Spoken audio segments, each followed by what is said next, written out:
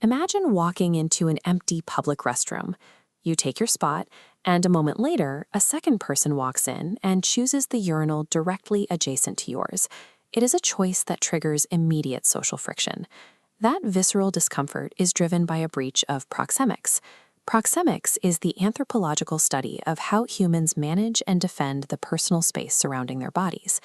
Anthropologist Edward T. Hall identified the space within 18 inches of our bodies as the intimate zone, an area biologically reserved for close family or romantic partners.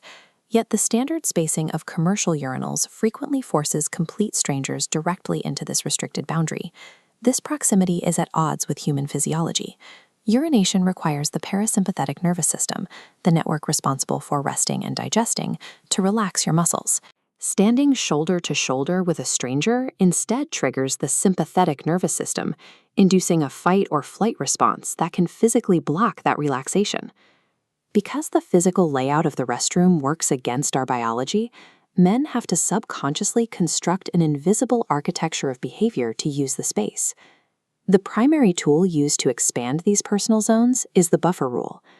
The goal upon entering the room is to maximize the physical distance between yourself and every other occupant. This spacing generates a mathematical inefficiency known in game theory as lazy filling. In a row of 5 urinals, if the first user takes position 5 and the second takes position 1, the third person is forced into the middle. Positions 2 and 4 become exclusion zones, dead spaces that cannot be used without violating the buffer rule. Because of these zones, a row of 8 urinals oddly possesses a higher packing efficiency, the ratio of occupants to total space, than a row of 7. To fill a row completely, the first users would have to take mathematically optimal but socially unusual positions. In the men's room, the sociological need for privacy overrides the raw plumbing capacity of the building. When the room is crowded and physical buffers are impossible, men deploy civil inattention. This is a concept from sociologist Irving Goffman describing how individuals in public spaces acknowledge each other's presence but immediately withdraw attention to signal non-engagement. This manifests as a strict visual and auditory code. Men adopt a 1,000-yard stare, fixing their eyes on the wall or the tile ahead while maintaining as much silence as possible. This visual discipline protects against the stare in the crowd effect, where direct eye contact acts as a cognitive trigger for threat detection. This threat response can chemically paralyze the bladder, a condition known as paresis or shy bladder syndrome, which is an inability to urinate in the presence of others. Japan addressed this same anxiety through technology with the Odosime, or sound princess. This is a device that plays the high-fidelity sound of rushing water to provide auditory camouflage, masking biological noises without wasting municipal water through repeated flushing. Ignoring your neighbor at the urinal is not an act of rudeness. It is a mutual pact of psychological disarmament required to keep the room functional. Beyond the psychology of where to stand, the hard laws of physics dictate how the fixture is used. Researchers at Brigham Young University's Splash Lab utilized high-speed cameras to study the fluid dynamics of urine splashback. The researchers found that standing further back is actually less hygienic due to the plateau-Rayleigh instability. This is the physical principle where a falling stream of liquid naturally breaks into individual spherical droplets to minimize its surface area. These separated droplets cause significantly more splashback upon impact than a cohesive stream. The data suggests that closing the distance to roughly 5 inches keeps the stream continuous. By utilizing a narrow, downward grazing angle against the side wall, the fluid adheres to the porcelain and spreads smoothly toward the drain, rather than ricocheting. Architects encourage this behavior using nudge theory, the use of subtle environmental alterations to influence human decisions.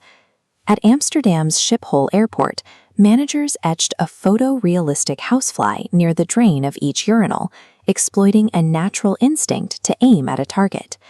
This simple cue aligns human instinct with optimal fluid dynamics, reducing spillage and lowering facility maintenance costs without using explicit rules.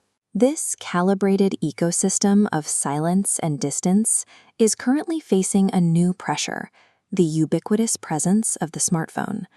A 2024 GP Pro survey of high-traffic restrooms identified a shift in behavior.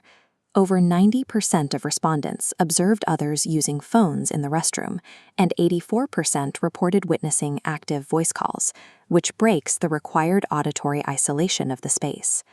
The presence of high-definition cameras conflicts with the premise of civil inattention.